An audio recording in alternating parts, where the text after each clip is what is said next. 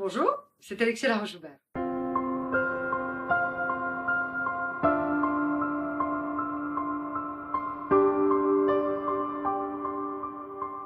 Alors, mon souvenir de Noël, écoutez, ne tient pas à l'enfance, mais à l'âge adulte.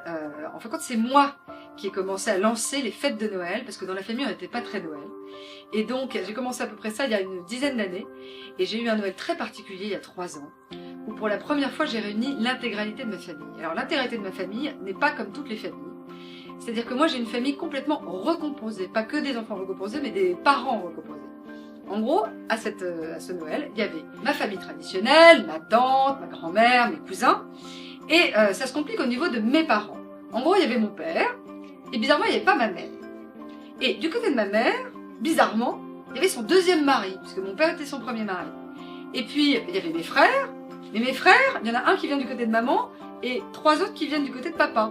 Mais du côté de papa, il y avait aussi sa deuxième femme avec qui il n'est plus. Mais il y avait quand même les enfants de sa deuxième femme. Et puis il y avait sa troisième femme, qui était là aussi, avec le dernier enfant qu'elle avait avec papa, qui a 15 ans, et donc 25 ans de différence avec moi. Et tout ce petit monde-là était extrêmement joyeux, et donc il manquait une personne primordiale qui était quand même un peu cruciale, qui était ma mère, qui elle était en grand reportage à l'étranger.